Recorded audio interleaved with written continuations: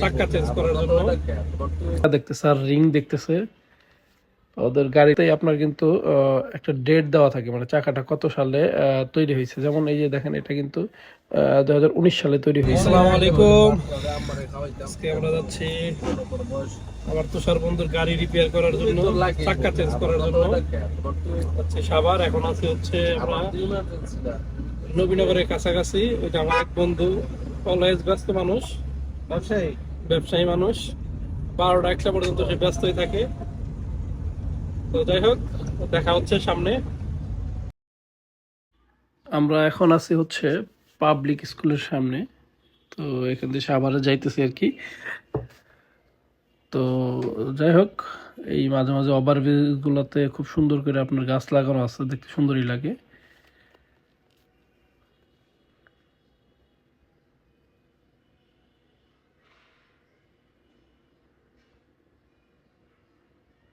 তো আস্তে আস্তে আমরা রেডিও কলোনি পার হয়ে এখন সামনের দিকে আগাচ্ছি আর কি।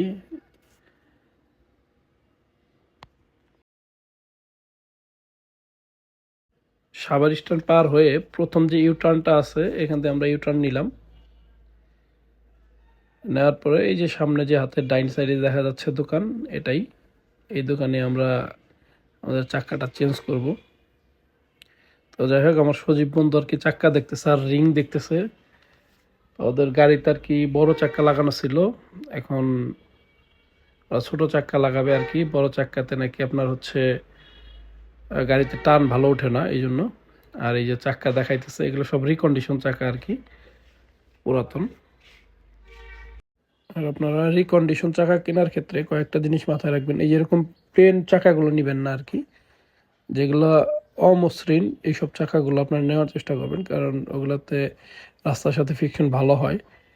আর যেগুলো দেখতেছেন, এগুলো আসলে আপনার ততটা ভালো না চাকা, এগুলাই পরীক্ষা করা হইতেছে আর কি।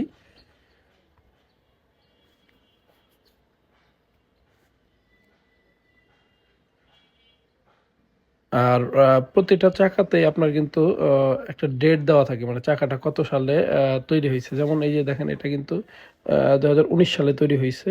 তো এমনই প্রতিটা চাকাতেই কিন্তু আপনার চাকা যে তৈরি হয়েছে সেটার কিন্তু একটা ডেট দেওয়া থাকে। তো রিকগনিশন চাকা কেনার ক্ষেত্রে এটা কিন্তু আপনারা দেখে নেবেন, এবং কি পুরাতন গাড়ি কেনার ক্ষেত্রেও কিন্তু এই চাকাগুলোর ডেটগুলো কিন্তু আপনারা দেখে নিতে পারেন, কারণ প্রতিটা চাকারই কিন্তু একটা টেম্পারিং থাকে, ঠিক আছে। তো এই টেম্পারটা নষ্ট হয়ে গেলে কিন্তু আপনার রাস্তায় দুর্ঘটনা ঘটার সম্ভাবনা বেশি থাকে। তো এই জন্য প্রতিটা চাকায় আপনারা একটু চেক করে নেবেন যে আপনার কত সালে তৈরি। তো যাই হোক, আমরা মোটামুটি পছন্দ করে 4টা চাকা নিছি।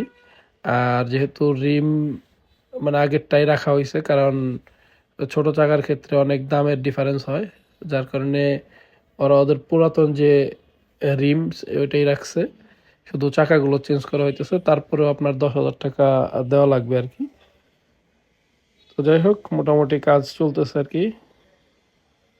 তো যাই হোক, আমাদের 4টা চাকা লাগানোই শেষ, আগের পুরাতন রিংয়েই, শুধু চাকার সাইজটা ছোট আর কি।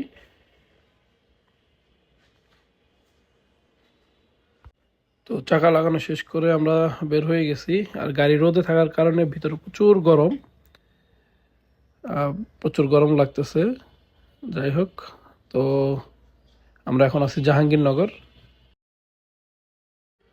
তো জাহাঙ্গীরনগর আজকে যেহেতু রাস্তা ফাঁকা আছে, মাঝে মাঝে ওই জাহাঙ্গীরনগর পরীক্ষা হইলে আপনার দেখা গেছে অনেক জ্যাম থাকে। তো যাই হোক, আজকের মতো এই ভিডিও থেকে এখানে বিদায় নিচ্ছি। যদি আমার ভিডিওগুলো ভালো লেগে থাকে, অবশ্যই আমার চ্যানেলটা সাবস্ক্রাইব করে রাখবেন। সবাই ভালো থাকবেন, আল্লাহ হাফেজ।